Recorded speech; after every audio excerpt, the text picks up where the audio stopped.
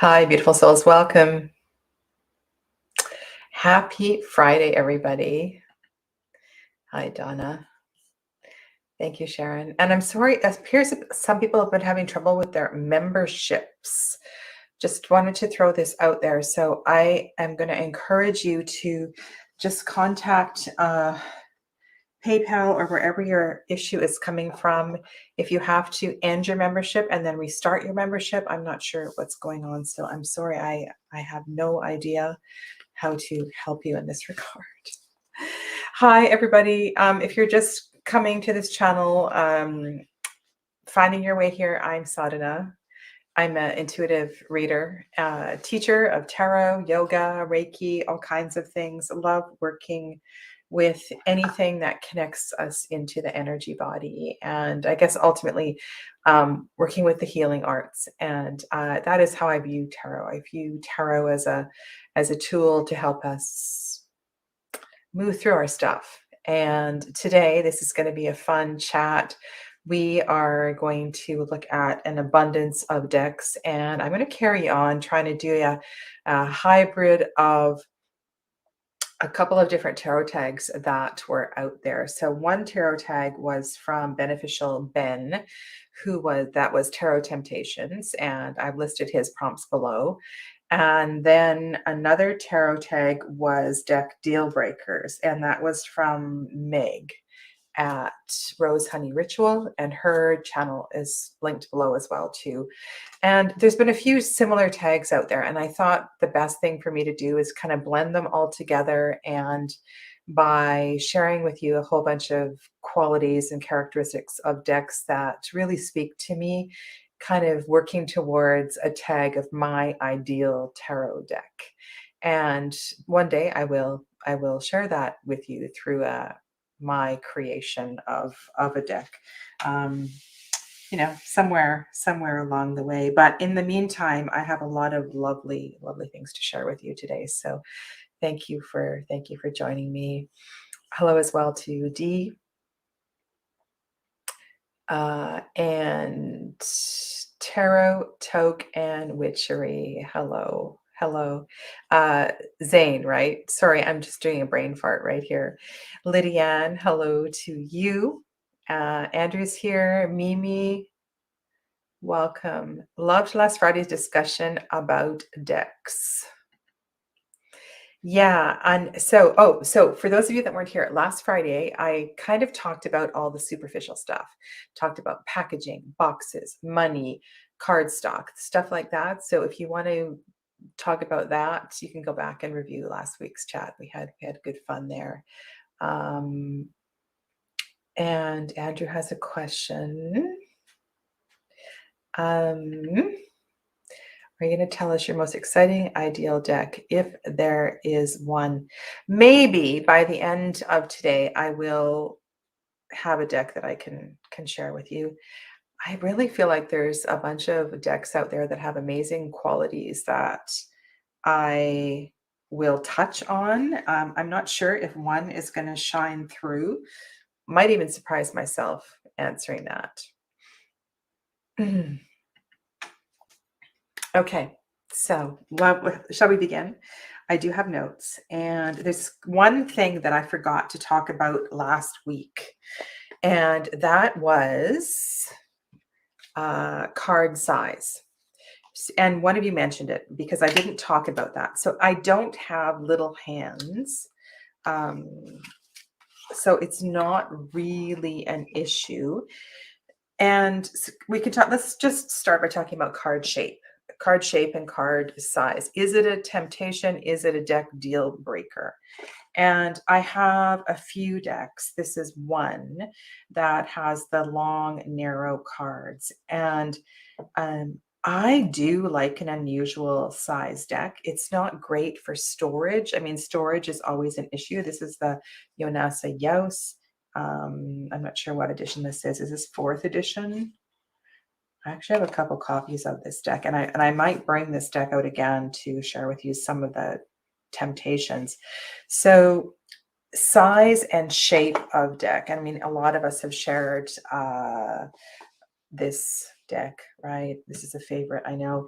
And I do. I like the long, skinny decks. There's something about that. I love the way they feel in my hands. But I think that the deck deal breaker for a lot of people is when the cards are so big that you can't shuffle them. So here's one that's more oracle size. This is the Wilder Woven Tarot. This is a Canadian deck. And thank God this is on fairly thin cardstock because, you know, it takes my whole mitt, right, to be able to shuffle it. And if it feels very US gamesy, actually, you know, doing it this way feels more like a Llewellyn cardstock, but the way of the quality of the paper feels more US games. You know, it kind of hurts my hands, that kind of thing. So for me, it's not really a deck deal breaker, but I understand, and I have trimmed a lot of tarot decks to bring down the size. Druidcraft is one. This Margaret Peterson is another, right? So it's not a deck deal breaker for me, but it's certainly you know, and if you do cut cards down and don't do a good job, it makes them harder to shuffle. So yeah, so I know that is a consideration. And when I am working with a deck, the bigger, so this is what I have found, the bigger the cards, the thinner the cardstock needs to be. So yeah, so I thought I would just share that with you. Okay, I love shuffling too. I love shuffling so much. Okay, so a few other people have joined us. Hello to Tina. Yeah, and you know, and Zane, it's so nice to have you here. You haven't been in one of my live chats for ages and ages, so thank you so much for joining. I feel honored. It's lovely to have people from all over the world popping in. I'm on the west coast of Canada, in case you any of you don't know. And yeah, Andrew is reiterating the fact about the unusual shapes, the long, narrow shapes. I love that. Oh, and I guess round decks. How do I feel about round decks? I have a couple of round oracles. I do not have Mother Peace. So I'm okay. I'm not opposed to a round deck. It's fine. Yeah, it works. And I, as you know, I did a long series with Kim Kranz's archetype deck, and I'm fine. I'm fine with that. I like different shapes and sizes. So yeah, maybe that speaks to kind of who I am. I'm okay with different shapes and sizes. We all don't need to fit into a perfect box, but I am a little bit OCD with the organization. And that's one of the reasons last week I spoke to the big boxes, because I love to pull out lots of different decks, and those big boxes just mean that I have to bag them or it clutters up my storage. So yeah. All right. I'm going to my list. So here we go. Artwork. I think one of the greatest tarot temptations for me is the art. And I love getting lost in the artwork. And for me, watercolor is something that speaks volumes to me. And this is a deck that I absolutely love. I'm sure you all know this is the Shadowscapes Tarot. I've trimmed off 3 sides on this one. I do have the larger, is it Czech version? But I tend to go back to this one. And for me, there's just something about the art. And I love the detail of the art. I would love one time to just, I'm not going to do that because they're not going to focus. Have a little chit chat with Stephanie Puemunla. I mean, I did purchase, I'm sure you've all seen this book, right? Now the guidebook, of course, is written by Barbara. I'm going to do another. I'm sorry if I can't remember people's names. Barbara Moore. But the art of the Shadowscapes Tarot is written by Stephanie herself, the artist. And while this is only the sorry, I probably should do this on the big screen here. Let me go like this. While this only covers the major arcana, what you do get in this book is her journey, right, and her growth and her experience and her journey in developing the majors. And it would be amazing if she could do a second book talking about the details of the minor arcana as well too. But for me, a temptation definitely falls with the art. I love to see artists put brush to paper. And I think that is one of the reasons that the Lily White Tarot has always had a very special place in my heart. And it has to do with the bleeding of the water.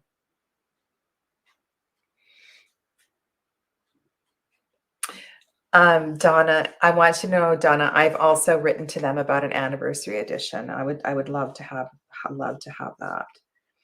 And both in the black and the white version of this deck, I feel I see something different. I learn something about the way the water and it's about a connection with the water and the paper.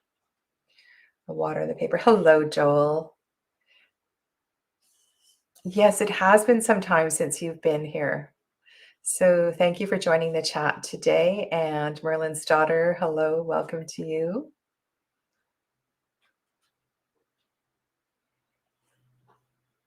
Oh, great. I'm seeing your reply here, Zane. So thank you so much for hopping in. Yeah, so there's something about that. And I'm gonna put these two cards to the side because I want to address that. But yeah, this deck, this particular card, the Hanged Man in the black deck, those blue jeans, and the way the art and the I don't know, I love this deck. And of course, there's things about this deck that I don't like, but I just want to say, and I want to talk about that. There's so many things. So yes, so the artwork is really, really important. I don't mind collage art. Now, one of my most recent collage decks is the Journey of the Sacred Bee and the Sister Oracle. And I think for this particular deck, it has to do with the intensity of the color and the color palette that is here. So there's a lot of purples and reds, and there's something about that. Hi, Patrice. That is that really, really speaks to me. But one of the reasons that I knew this deck would be important to me in my personal journey has to do with the medicine of the bee itself. And the medicine of the bee came to me through a reading, a past life reading, and somebody told me, that's a person that I respect very much, that the medicine of the bee was going to be an important part of the journey for the rest of my life. And when this deck came out, I was just, I just knew that I had to have it. So I'm still working, getting familiar with this deck. I have bought some decks on bees, but I feel there's something about the blend, right? There's kind of, in some of these cards, there's a wash. I know it's collage art, but there may be some painting involved here as well too. Anyway, so I can do collage art, no problem. But I'm a sucker for watercolor painting and things like that. What is a deck deal breaker for me, and I'm not sure that I have any on the table, is photorealism. and I need to go to my notes because I wrote down a few things about photorealism that I find a little disturbing. So in a goddess deck, for example, and hi Candy, welcome. In a goddess deck, when we're working with gods and goddesses, I feel that we're working with a frequency, an energy. And I want to see a painting. You know, I don't want to see a contemporary face on a goddess. It's a personal thing. You know, when I saw Colette Baron, I don't even know if I should say this, when I saw CBR's face on the face of a goddess in that Goddess Power Oracle, I was like, what? You know, it's so arrogant. It's so arrogant. So I the whole photorealism thing is really hard for me. I have given away or sold most of my photorealism decks. And it's okay if it's a side view or a back view. I mean, I do love the Gaian Tarot, but there's a few cards there that I can't work with because they look like photographs of, you know, my aunt or my friend and stuff. And I don't. Joanna Powell Colbert has this technique. I don't know if you're aware. Do I have have her decks on the table? I don't think I do. Where you take a photograph and then she uses the Prismacolor pencil crayons. And I actually bought the Prismacolor pencil crayons because of her description and the way she talked about them. So I have a huge set of them. And that's what I've been using to color I haven't done it for a while, but the Wild Unknown Tarot. And so she prints the photographs, probably on some kind of matte or absorbent paper, and then uses the pencil crayons to color in the photographs. So it doesn't look like a stark photo. There's some shift in the energy, but I just can't do photorealism. Yeah. I want to go to Dee's comment. I wish someone would do a bumblebee deck because they're so critical to nature. Honeybees are controlled by humans. Yeah, that would be really cool. Now there's two exceptions, and I'm going to mention them. There's two exceptions that kind of warm my heart with the realism kind of thing, especially one. So when I was in my 20s, so Kristen is commenting on this. So I'm going to talk about Kristen's deck in a minute because, well, there's a few things. I guess I should also pull out. I'm going to pull out this one as well too. The bag doesn't tell you what's inside, but this is a huge deck. When I was in my 20s, I read all of the Shirley MacLaine books. And I fell a little bit in love with Shirley MacLaine's journey. And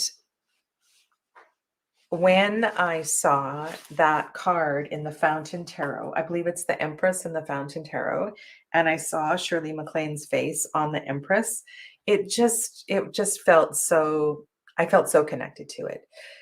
So I'm a bit of a hypocrite there, right? So I'm okay with Shirley MacLaine in the Fountain Tarot, and if it doesn't look like Shirley MacLaine to you, then that's okay. But I can't unsee her face. I also see Candice Bergen in the Texture Tarot, and you might not see some of those faces. Now, there's an amazing oracle that is based on the it's a very bright colored oracle deck with lots of familiar faces in it. It's a large deck by Rosie Aronson and based on the Gene Keys teaching. Now that deck I find really intriguing. So I guess it depends on the deck, you know? Now I want to just, I'm going to talk about Dust to Onyx just for a minute here because there's a few things about this deck that I absolutely love. Okay, so obviously I'm not a Black woman, right? No black skin on this body, and to my knowledge, there is no black blood in my gene pool. And on one hand, So, like, I wish I could get to the, sorry, I'm just thinking of, I should have pulled this out. There's a few, in some cards, in some of the cards here, we have associations with real people, and you can actually recognize real people in these cards. And the trouble for me comes, and if I don't recognize them, and Krista, I'm going to come back because I want to comment on your deck and learn something about the human that is represented. So the human that is consciously chosen to be on the card, and the deck creator writes about it in such a way that I learn something about their journey. Oh, I know. It's the Grace Jones card. That's what it is. It's a Grace Jones card. Then I'm okay with that. And I love being educated. That's absolutely fantastic. But I have to say, and I'm sorry, I can't find the cards right now, the card right now. There's a couple of cards in this deck where the human that was selected by the creator, I don't know, there's just some discord with me. And that is okay. That is okay. I mean, it's like two cards in the Gaian Tarot. Just, it kind of makes me feel kind of funny when I look at them, but that's okay. It means I'm still going to work with that deck because in certain ways, that deck has a lot to share and a lot to reveal. So I'm not going to use a deck because of one or two cards. You know, unless they're so very, very offensive. I'm going to bring back Dust to Onyx because there's something about this deck that I absolutely love and I want to share with you when I get to that point. So I'm kind of on the fence with photorealism. It's kind of hard, but I see you have, so Kristen's deck. So Kristen has shared her photos in a few different Facebook groups, and Kristen, who's in the chat here, Kristen Louise, is creating an oracle deck, and it's that the energy that she is bringing in and the perception through the elements is really beautiful. I have not, there was one card. So you shared the water cards the other day on the Facebook group, and there was one card it was kind of like that for me. It was like, I don't know what it was. It was about the stark realism of the face, but the other ones spoke deeply to my soul. And so I don't know, it's like sometimes yes and sometimes no, but you should check out Kristen's deck and the work that she's creating because it's very powerful. She obviously has a relationship with the elements that she's able to express through her art. It's going to be an amazing deck, and I hope we all get to see it very soon.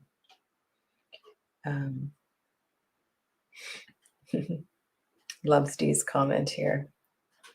Okay. Yes. And I think this is something I wrote down in capital letters in my notebook here. The deck needs to evoke emotion. So for a deck to be a temptation, I need to feel moved. And what is emotion? What is emotion but energy and motion? So the deck is going to stir me in some way. So one of my pet peeves when I'm going through some of the Facebook groups is when people say, "Ooh, I just got this deck yesterday and I'm selling it. There's no way I can work with this deck." For me, it's more of a process. I know that if a deck perturbs me in some way, that it has a teaching for me. It has a message for me. I believe it was Chris Ann. So in the original guidebook, I don't know about the new guidebook for the Sacred Creators Oracle, but one of the exercises that she introduced was to shuffle or to actually go through the deck and choose your favorite card and choose the card that repulses you the most, your least favorite card. And I think the exercise is to work with both of them. And I think that's a really good thing to do with a deck, especially if you've put the money into it and there's a few cards that you just really don't like, is to sit with them and to work with them, because I believe they have something to share with you, something to teach. Yeah. Okay. Merlin's daughter. Merlin's daughter. Yes. So in the Tarot of the Hidden Realm, which I do have on my table, it is a deck that I feel very emotionally moved by. I'm not, I have a hard time putting words to it, but this deck evokes so much in my soul. I don't know if it is the way that the hands are drawn, the expression on the faces. This deck speaks to me. It really, really speaks to me. I mean, this Seven of Pentacles card with the hands on the belly and the face looking up to the sky, it's really something. Hi, Nancy. So nice to have you here live. I know you said you've missed a few of the lives. And the whole idea with this Lover's card, and whether the green man is a fifth dimensional kind of energy, you know, however this is perceived and experienced, it's so beautiful. And there's something about the emotion that beauty brings forth that, I don't know. I mean, I can see my son in a couple of these cards, and yeah. So this deck was actually out for another reason.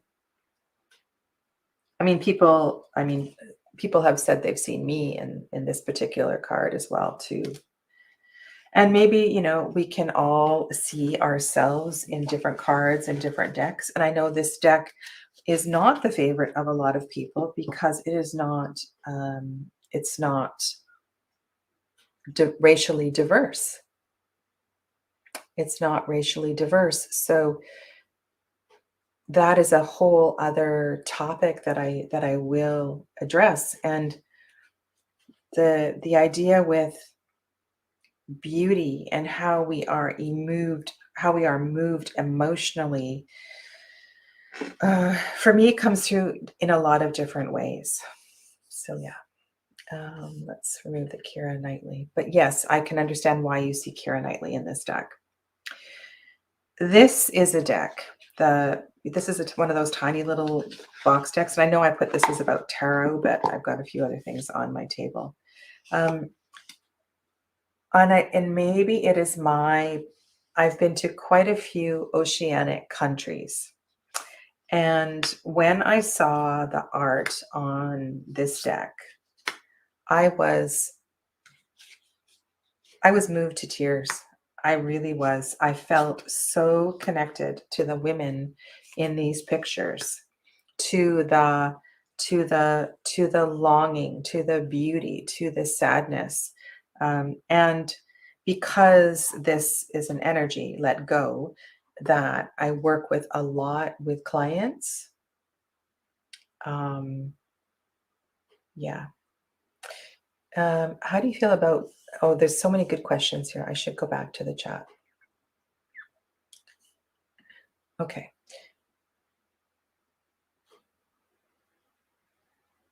Really? Isn't that interesting? Okay. So, I've actually put the Hush Tarot away. It's not on my rack anymore. I'm kind of done with it. And yeah, so D, I do not at all. I feel a completely different energy with these two decks. And I said last week that isn't it beautiful that we all don't see and feel, and I think one of the reasons we don't feel the same thing is because we're all working through different issues. And it takes different imagery, it takes different emotion to bring out what it is that we need to work with. Yeah. So my curiosity is piqued by your comment. Yeah.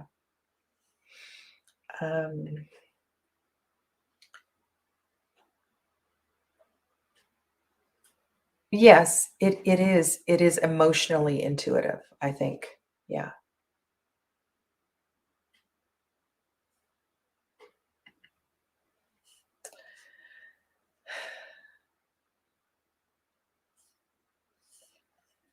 So I'm just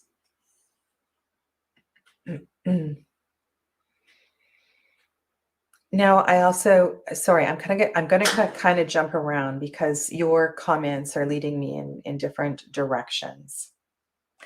And so I'm going to switch gears and talk about this particular topic. And this deck I just love this deck. Okay. And Andrew had another comment about superficiality in beauty, and I'm happy to address that as well too. But let's go to Zane's comment. So Sylvain, who is in Montreal, his channel name is, help me out here, Sylvain's Deadly Sins, I believe, is the name of his channel or their channel. I'm not sure what his pronoun is. Forgive me, Sylvain. He said something that moved me, and that was one of his deck deal breakers was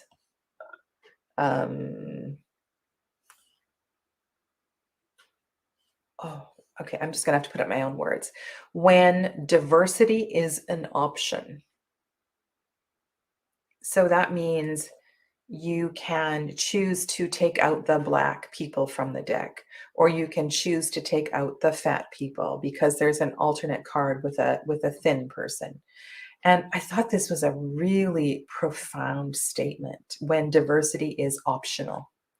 Because in the world that we live with all kinds of races and different levels of, I mean, the degree of beings that we have around us is the degree, the diversity. It's so beautiful because we have so very, very much to learn.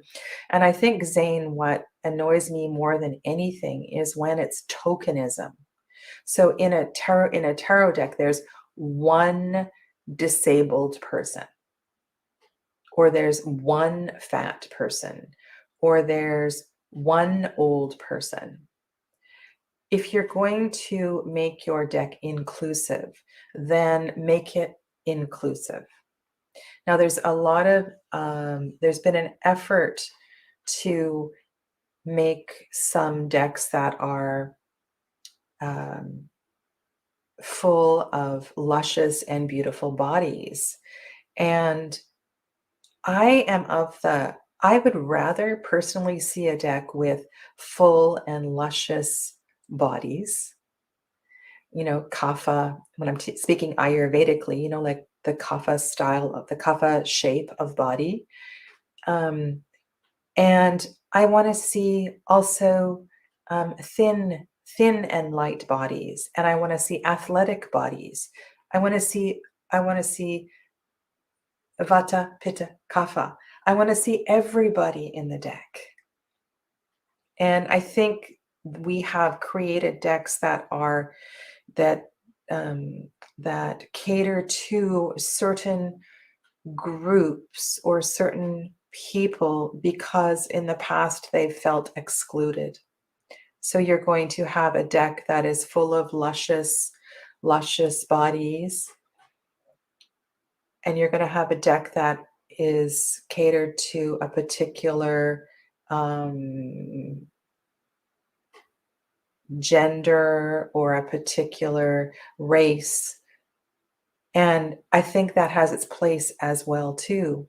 And one of the things I said, like, I'm not Black, but I have a lot of melanated decks. And I want to talk to this because I want to talk about court cards in a minute, but I think through time, if you believe in reincarnation, through time, a lot of us who work with tarot have, on some level, transcended color. We have transcended attachment to any of these issues that raise red flags for a lot of people.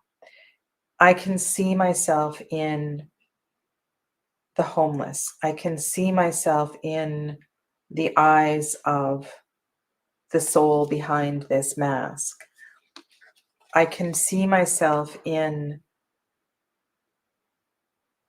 lots of different places, even, and this, I don't know if this makes any sense, even though I'm white, right? And I'm not 20. So it seems weird. Sometimes I can see myself in a 20-year-old.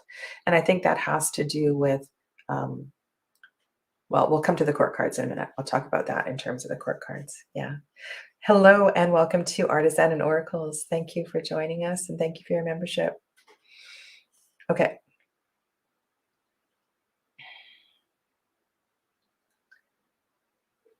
Okay. So I wanted to go back to this one, substance.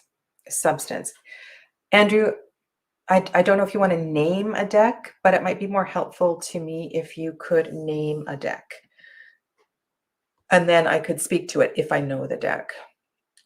Substance. So a deck that appears to be very cosmetically beautiful. Yes, I can get why that would be revolting. So the word beauty. So beauty in a spiritual sense is connected very much to the heart space. It's connected to so here's something I learned through my yogic studies, and this has to do with cleaning the kitchen at night. So this is, and I learned this from an Indian woman, and one of the reasons that the kitchen is perfectly cleaned and left all organized and tidy and everything is put away at the end of the night has to do with a respect for God. It has to do with so the beauty, I wanted to stay with the word beauty, the appearance of the kitchen, the cleanliness of the kitchen is a higher frequency, right? And that has nothing to do with cosmetics or anything like that. So maybe I can weave this in a little more intelligently later on, but there's something to be said here. This is an important comment from Nancy here. I'm bothered when the desire for diversity overcomes the clarity of the actual tarot card meaning, especially when you can tell the creator is struggling to just add 2 of these and 4 of these. Exactly, Nancy. Yeah, that is a challenge. Yeah, and one of the decks that I didn't pull out today that I wanted to share was Field and Fountain. And that was for some of the court cards. I feel like I want to do another court card video coming up soon.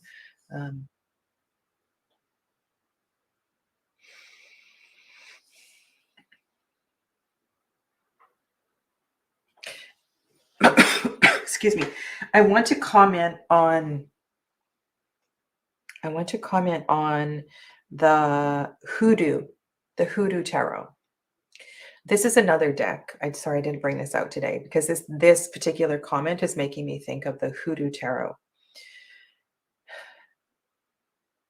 When I was in India the first time, and this is the first time I actually had a coolie put my large oversized suitcase on their head and run up a bunch of stairs and over the pathway and then down the tracks. I also saw coolies. So the coolies do this. So the coolies put the suitcases on the heads. They jump down onto the tracks. They run across the tracks up the other side, and they help each other to get all the luggage over to the other side. They don't always use. Actually, yeah, I've seen them do both. I've seen them use the stairs and also jump down on the tracks. And I had this because the Indian guide that was with us I was aware of how much they were paying the coolies to carry our luggage. And I learned a lot about working with the beggars and the temples and the streets and so forth, through the Brahmin priest who was guiding us on that journey. And when I saw mention of the coolies in the Hoodoo Tarot, it awakened something in me and took me back to that first journey in India, where my Partha, my friend, he's my friend, he's a Brahmin priest. He awakened a connection with Dharma that I hadn't really felt before. And the fact that the coolie has their Dharma.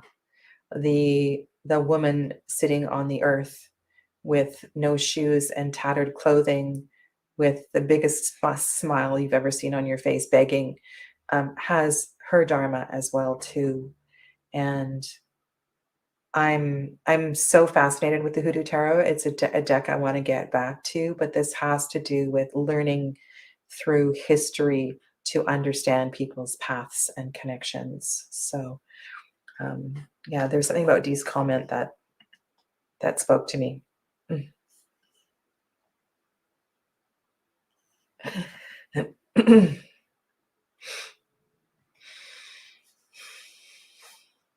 I hope you're saying that tongue in cheek. So, hello, Colleen. Welcome. Now, when I was sharing that kitchen story, so here I go, weaving back and forth again, sharing that kitchen story. When I heard that story from my friend, it made me think about my time in Japan. So if you have lived in Japan, you'll know that the housewife cleans the genkan, the entranceway, every single day, and every single morning there's like a bucket of water that's thrown out over the entryway. So the entryway of the house is cleaned every single day. And there was a period in my life where I made an absolute effort to have that practice as well too. And I think that's the same kind of energy. It's about making our home, making our space. It's not superficial. I mean, of course it is superficial on one level, right? Because we want it clean for our guests and so forth. But I think there's something deeper to it. And it also reminds me of the notion that, you know, you never know when Jesus is going to come to your front door. You kind of always got to be ready for that sort of experience. So beauty for me, Andrew, has this deep, multi-layered meaning. And yeah, so if I see your comment referring to a certain deck, I'm happy to comment on it.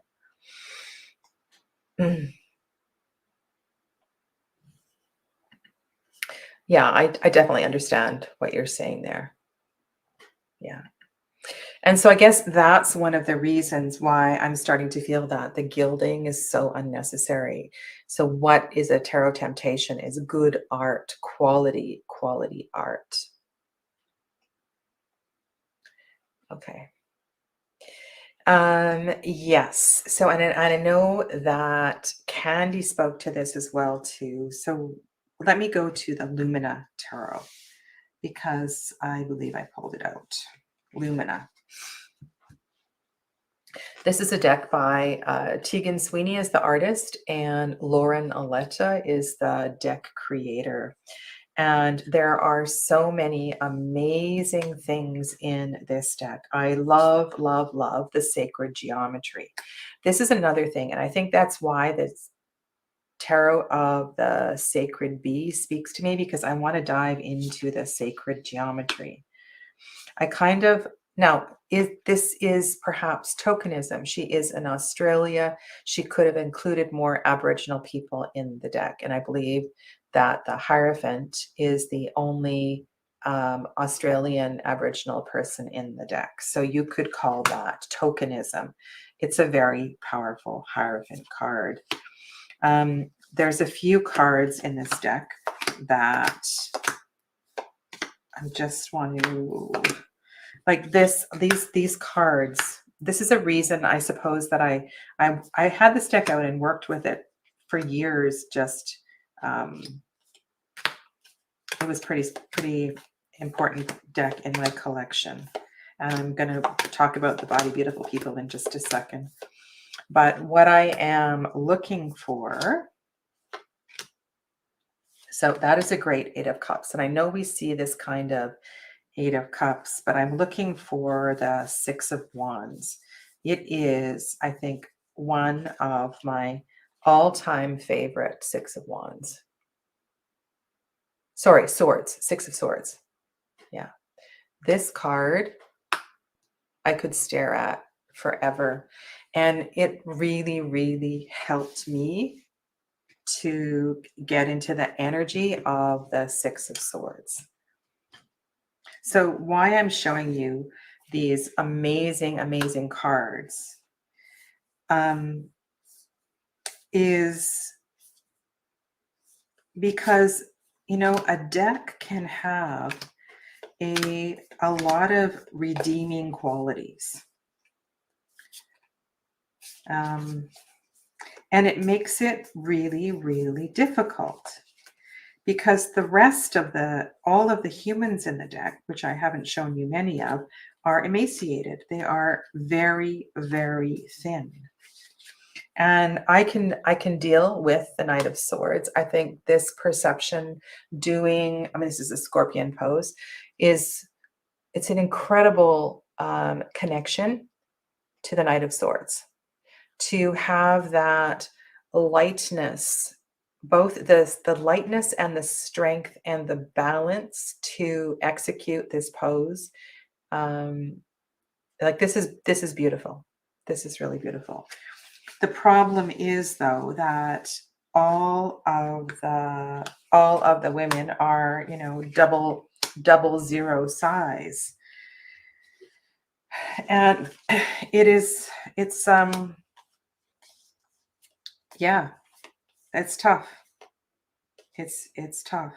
And the rest, what I was saying is the rest of the men as well too are all white. So there's one token Aboriginal character who is the Hierophant in the deck. And everybody else is, yeah. We even have a very sexy Knight of Wands here. So it's I suppose I was attracted to the deck for the sacred geometry and a few of the powerful cards. And then what happens is that I can no longer use it because of all of the girls in the deck. Mostly the girls. So it's tough. It's tough because it kind of spoiled it for me. I wouldn't even purchase. Right?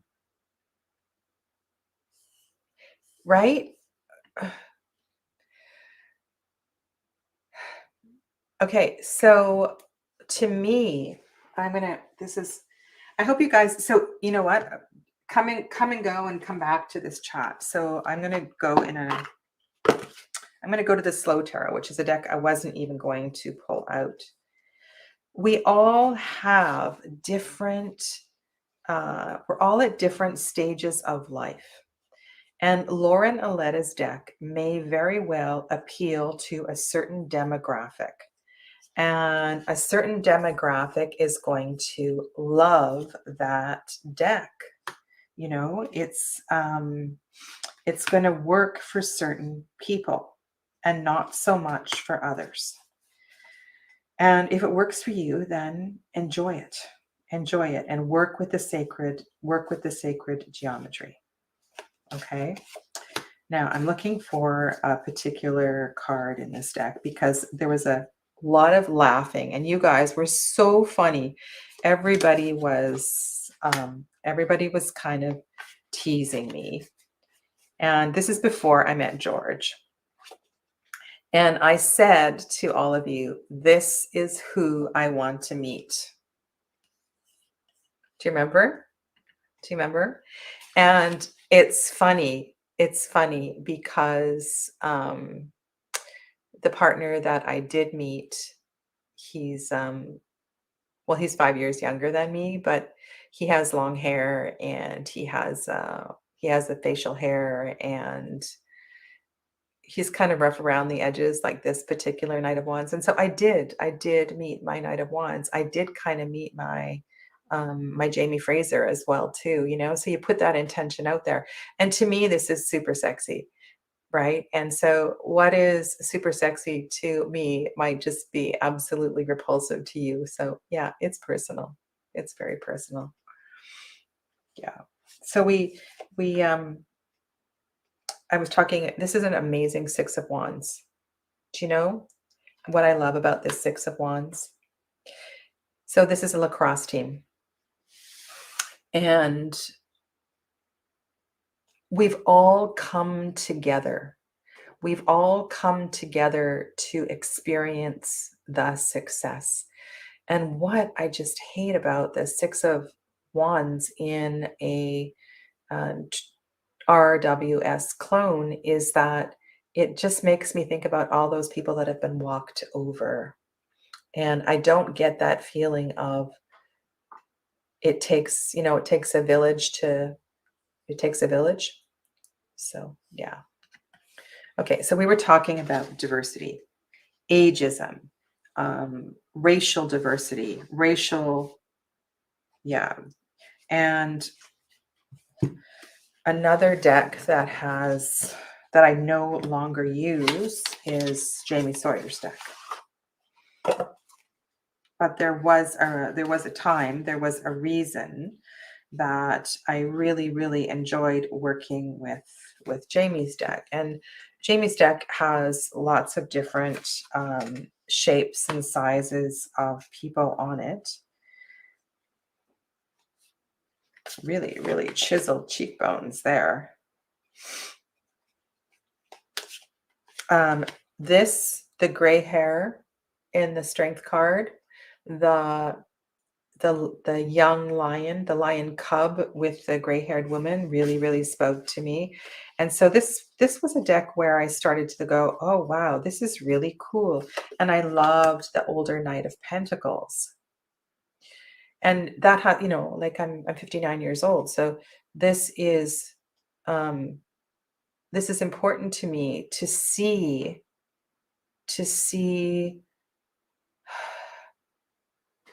okay, so let's talk about court cards. I believe that we can see ourselves in all 16 court cards. And the reason the court cards are going to show up in a reading is that that is the energy that is presented to us, either to irk us or to show us or to move us through something at any given time. And we need to be able to see the youthfulness in an older person.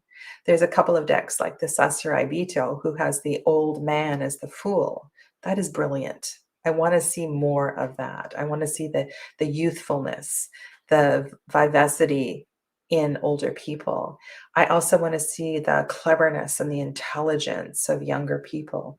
I want to see the flexibility, the mobility of large-bodied people. You know, I want to see,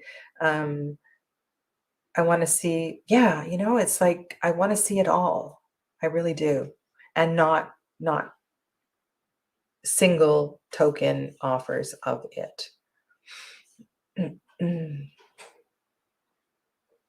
Hello to Sharon, Trio, which is Tarot. Moon Dust, welcome.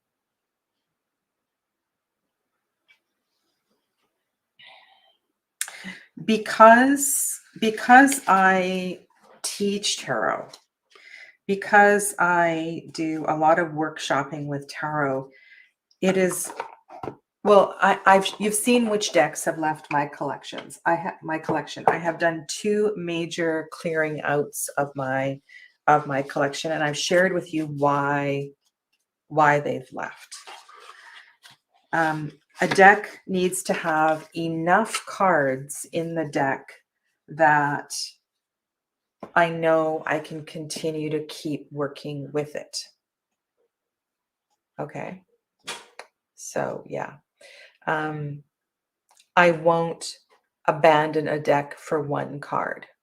So, for example, in the Slow Tarot, when I started reading all of the stuff about the Devil card and the reaction to the Devil card, I actually wrote to the creator.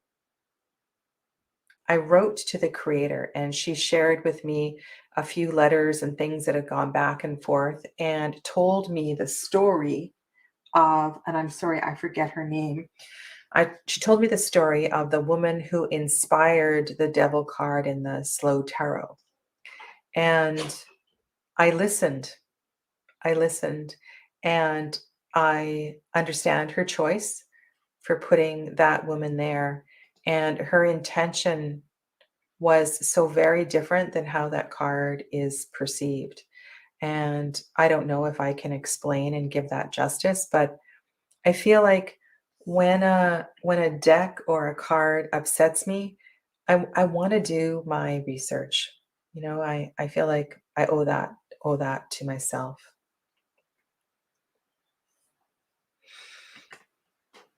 It's unfortunate. It's unfortunate because the Ember and Aura, the way that the gender roles were switched for the court cards is kind of beautiful. Um, and yeah, but they're drawn very, very thin. Okay. Magpies. I love magpies. Okay. I saw a card about you guys make me smile. D has my partner has grown old with me, and he's a long-haired 70s hippie.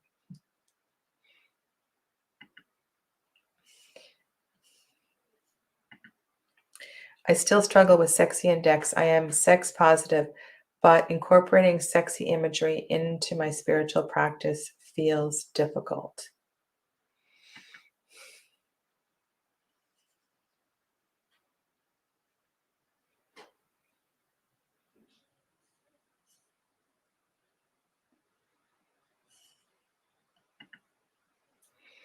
I know candy. I do not have any. I don't have any in my collection. I don't really feel like that is because I wouldn't use them with a client. And I feel as if I have so much work to do. I have no reason. I have no reason to purchase one. So yeah, that's all I have to say. New Era Elements does have lovely court cards. Okay. So in the Sasarabito, which is not on my table here, is this the card with the blue boy? I have to think about this card. It's too bad we're not live and somebody can't put that card up for me. Could you describe Sasarabito Temperance? Is it the blue thin boy? The blue thin Japanese boy?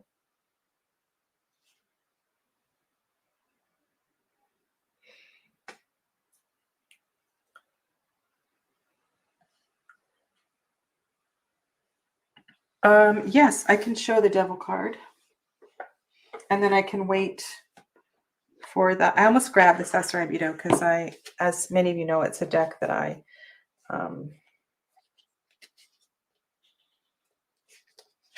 this is the devil card.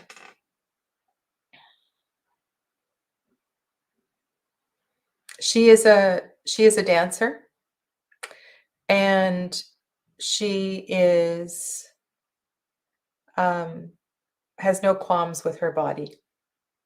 In her eyes, she is body beautiful. And if you want to write to me, I will try to find the letter, the conversation that I had with Lacey about that card, because I know that card was very disturbing to some people. So the Temperance card is the blue body. Okay. Maybe Kristen is, if I click on that link, will it take me there? Yes. Okay. All right. So I can speak to that card. So the blue, and the way that card that I have identified with that card has to do with the blue of Vishnu, or the blue Vishnu. Well, I'll use the energy of Vishnu.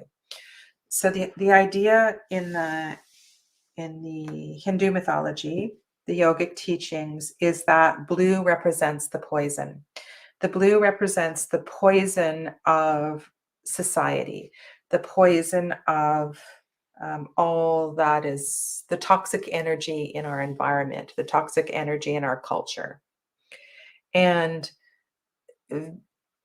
Vishnu, um, the reason Vishnu is blue is that he was able to drink the poison and digest and process it.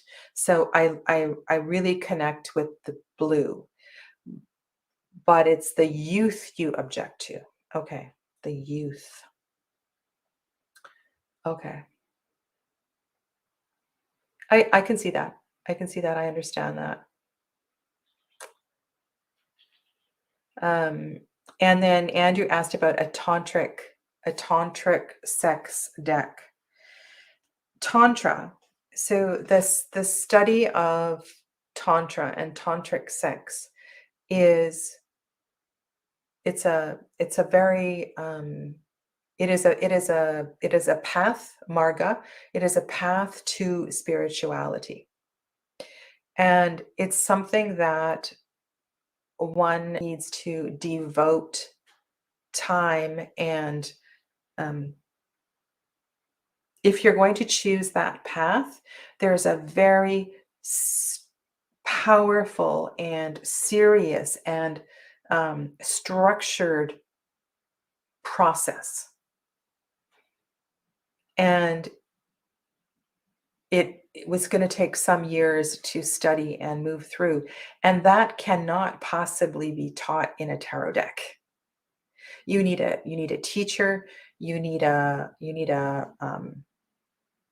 be in the environment where that is taught from a level of spirituality. So I don't think that is the place of a tarot deck. Okay.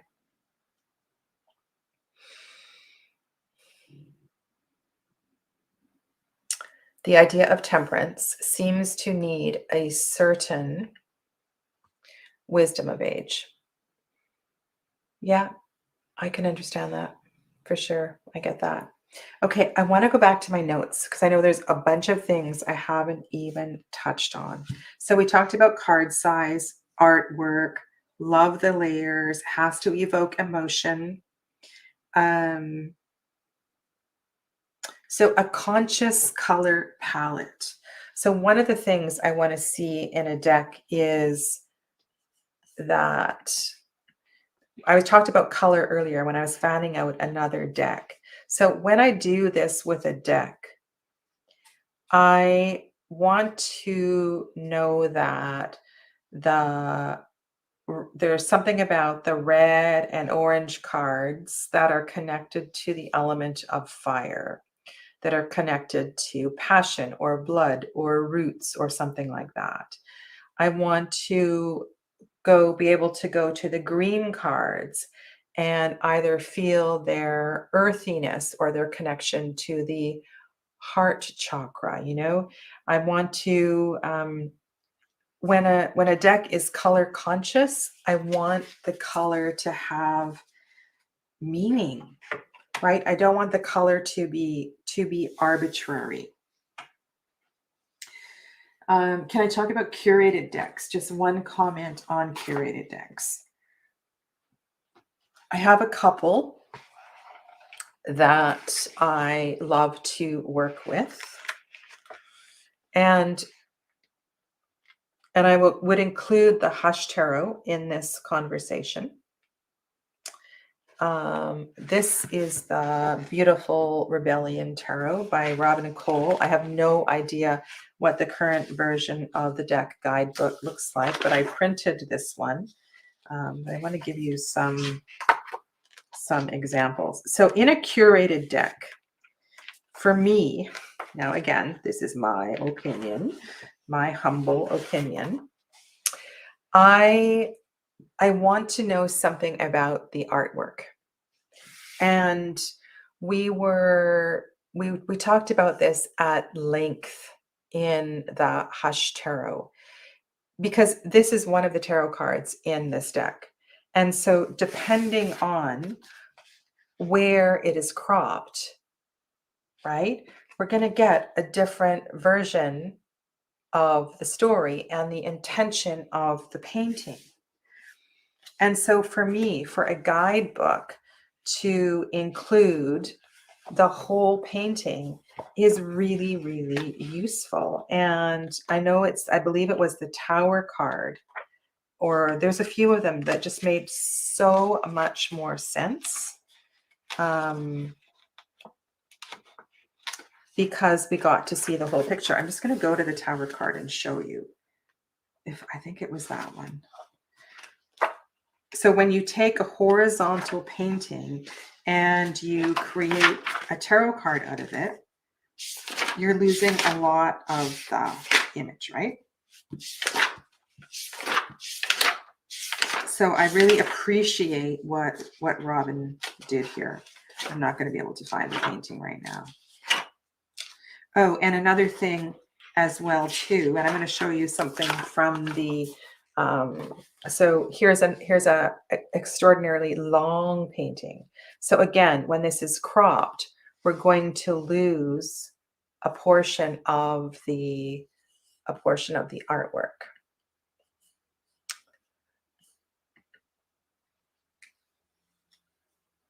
Okay, where am I going with this? Hush Tarot, I wanted to share something with you. And I'm sorry, I know a lot of you have seen this multiple times, but this is a really good example. So in the Temperance card in the Hush Tarot, we only see the right side of this painting. And had I seen the whole painting, or had this been cropped in a different way as a horizontal card, perhaps, or if the whole painting had have been included in the guidebook and a more extensive guidebook had been created, maybe I would have been able to appreciate the card in a new way. Okay, so I want to take a big breath in and out with that.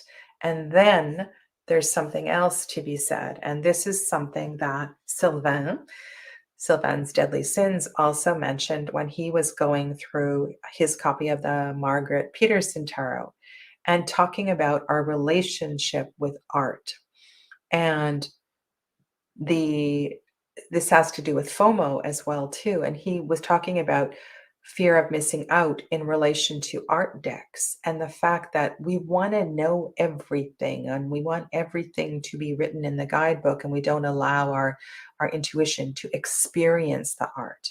So there's this fine line between the artist sharing why they did what they did, or why they chose, or why they cropped it the way they cropped it, and just allowing the deck to be the deck that it is.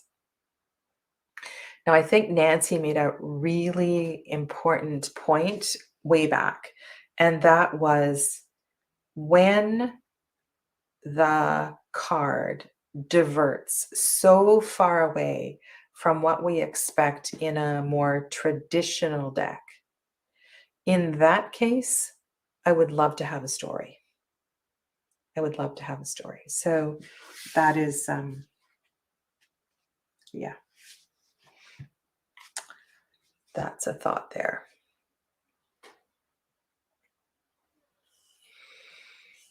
Okay.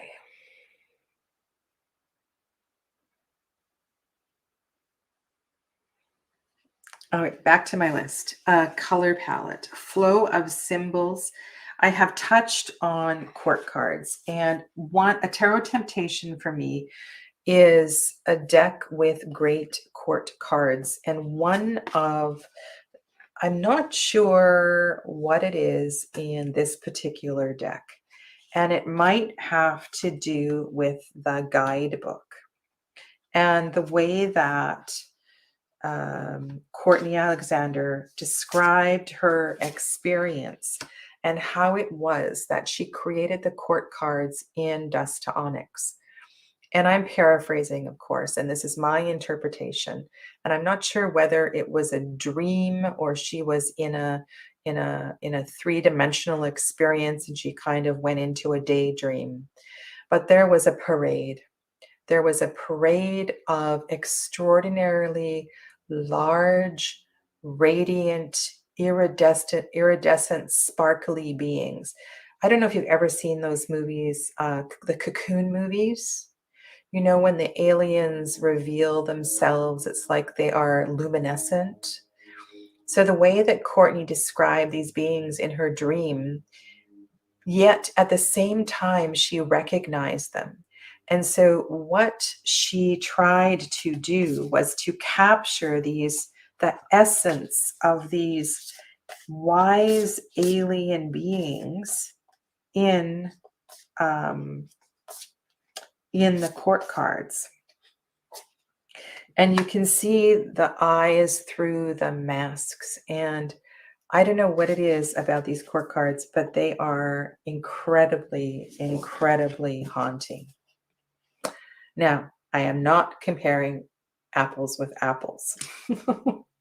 I think Nancy's comment earlier about new era elements is also really important. And I have to say that I bought that deck for the Hierophant card. But one of the reasons that I do work with the Way Home Tarot is for the court cards. And I believe they are all body beautiful. They are all in silhouette. But there is something about court cards and court cards that speak to me that really make a deck. I believe Megan asked me earlier about, I probably will ditch a deck if the court cards don't speak to me. If the court cards are, if too many of the court cards don't speak, because court cards are challenging to read at the best of times. And when they are not done well, or for you, I'm going to say not done well for you, it can be really, really difficult. So this is, I really enjoy, and now I'm looking at this. Yes, they're all thin. They're all thin and athletic, but there's something about these court cards that I am able to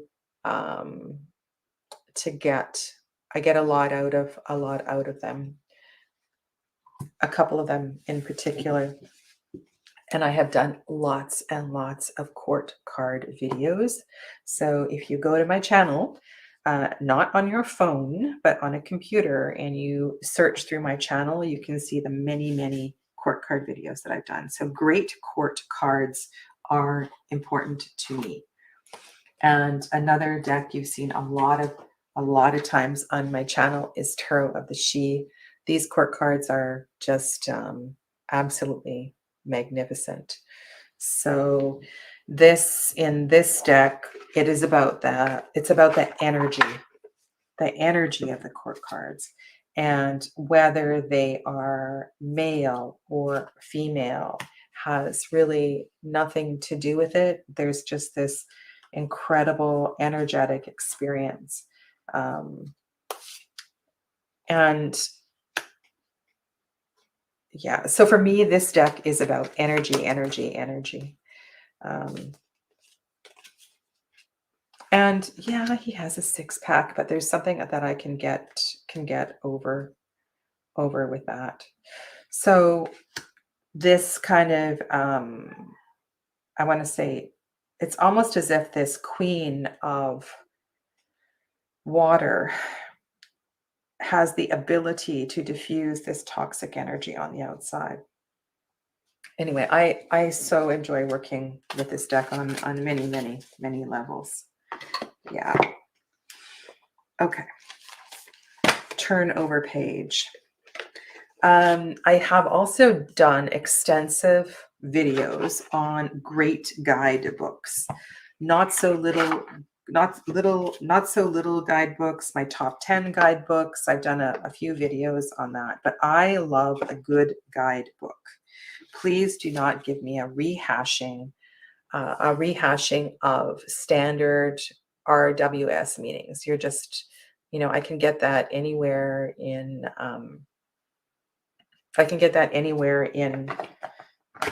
in the many tarot books that I have. I want to know something about your work, your art.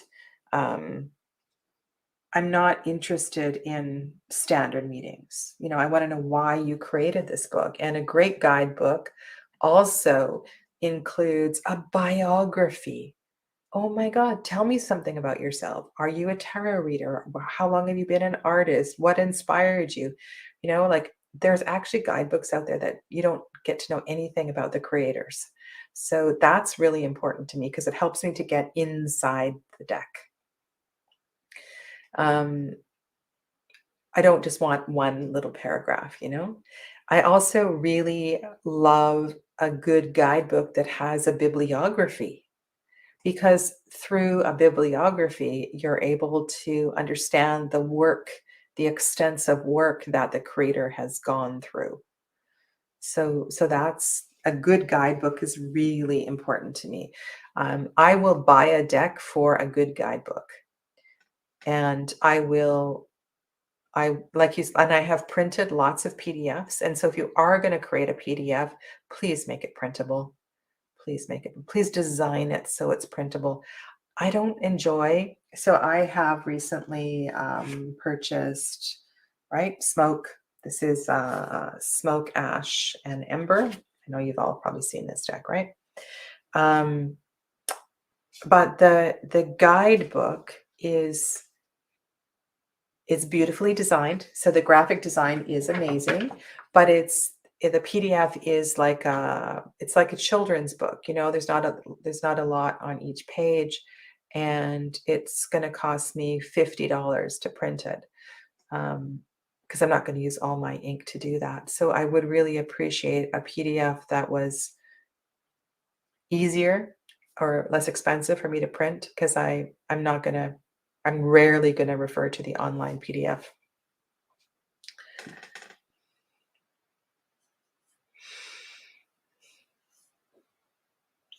Okay. It's not for everyone. It's not everyone's kettle of fish. And it's what I would do, D, is, it's not D, it's Sharon. I did a couple of videos on Tarot of the She.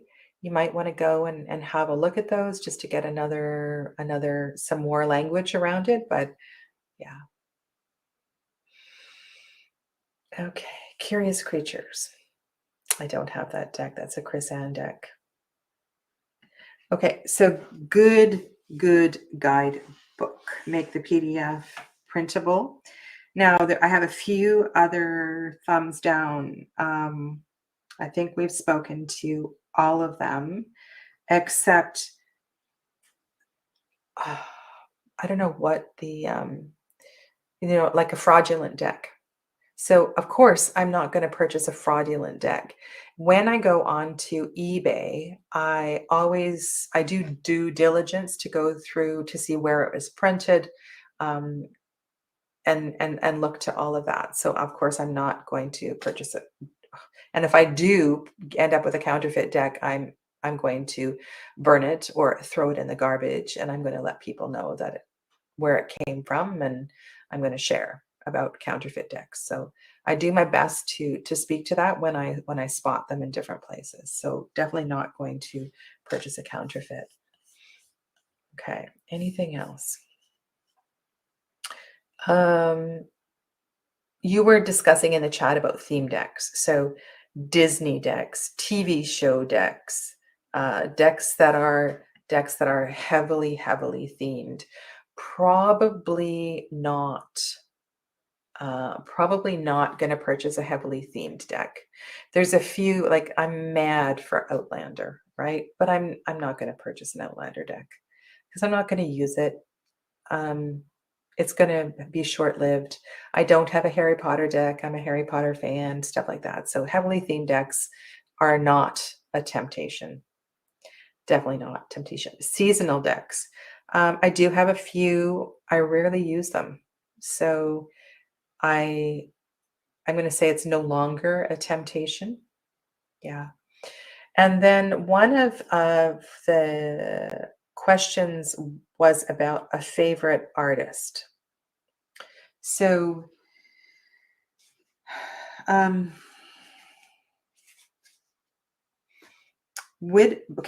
so for example, you all know I love this deck here, Celia Melville's deck.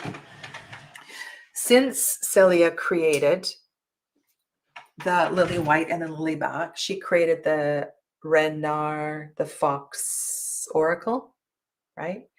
And of course, because I love her art, when she creates a new deck, I'm going to check it out, but I might not buy it. And I chose not to buy the Fox Oracle. So just because an artist that I love creates a deck doesn't mean I need to complete my collection. Now, the only artist, I think, maybe Will Worthington. Will Worthington, I'm pretty sure I have every deck that he has participated in painting. Pretty sure I do. Also, Ciolo Thompson. I have all of her decks. There's something, and again, that's the watercolor thing. I love watercolor art. So I will check it out. I will check it out. And if I do want to buy it, I'll buy it. And if I don't, I don't. Okay. And I think the last thing I want to share today, and this is not necessarily a temptation because you wouldn't learn about this, and it's but something, this is more to do with an ideal tarot deck. And this has to do with tremendous, when a tarot card gives you a new insight that is like this, it's just so crazy how you never saw it like this before. So, Candy, I love you. Your kitchen is clean. This is the Tower card from the Lily White, and we're looking at an elk or a caribou that has shed its antlers, which is a natural part of the life cycle. And then in the background, we see the forest fire. And when I stare at that card, it gives me so much more compassion for queerants who are going through tower moments. And I really appreciate this card. And there's lots of them, right? There's lots of cards out there that when you see something in a new way, it makes me love the deck even more. And often you don't get to that point until you've worked with a deck for some time. And I think this is one of the reasons why I encourage students and people that I talk about tarot with to make sure you give a deck some time, because you never know what a deck is going to reveal to you. And it might not be the first kick at the can, right? You might put it away and then come out 6 months later and you're going to see it in a different way. But I believe there's a reason why you pick up certain decks, unless it's a superficial, consumer accumulation thing. But yeah, decks come into your life for a reason. All right. Any more questions? Any more questions? I think I've talked long enough for you. I don't have that one. I've only watched Game of Thrones once. I binged watch it on DVDs. It's a powerful saga, and I can definitely understand that deck. Like I think of the character of Arya, and It would be fun, actually, not having seen the deck, to go through the characters and place them in the tarot to see where they came out. Yeah, that would be really fun. So, and we all have, right? So Donna is saying she would always wanted a Phantom of the Opera deck, and I can see that for personal, like a personal, almost like a comfort, because you're so familiar with the story, right? And like totally out of left field, I like Out of Africa is a movie I could watch. I've probably watched it 30 times, maybe more. And I could take Karen Blixen's story or Isaac Dyenson's story and put it into a tarot deck because I know the story so well. I've read the book, seen the movie a gazillion times, right? But it's not everybody's cup of tea. So that would be a personal exercise for myself. And wouldn't that be fun to take your favorite book, to take your favorite book, and if it had been made into a movie, it would be easier because then you would have pictorial representations, and to make that into a personal tarot deck. And you could do that with any book that you feel emotionally has been a part of your journey and connected to your journey. That would be so much fun.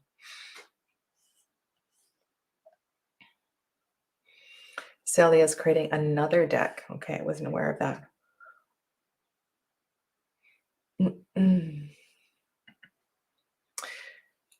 Megan recently bought a knockoff Rorig.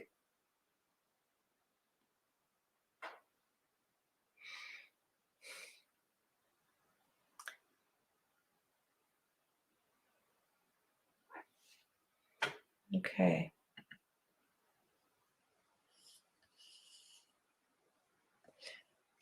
You're so welcome. So welcome. Okay, Joel has, I'm just going to go through the comments before I sign off. If the artist has or had hard time to differentiate some of the card meanings into the art, example, a lovers into a cups, many more.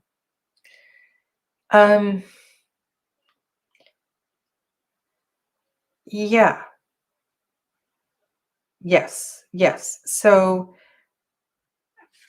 if an artist has not been reading tarot, if an artist has not worked with tarot, then their partner who is writing the guidebook, their partner who probably is the inspiration for the deck, had better have pretty clear visions about what they want the art to look like. But if an artist is also the creator and is not experienced in tarot and is doing this as a money grab or doing this as their first year with working with tarot, yeah, of course, there's going to be lots and lots of issues with the deck.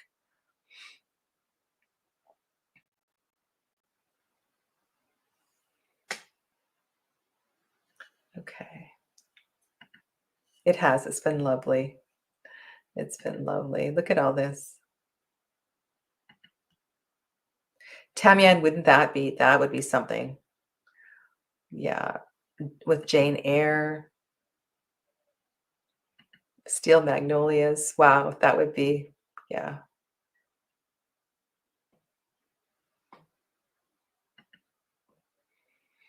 Yes, and we know the death card is taken care of in Phantom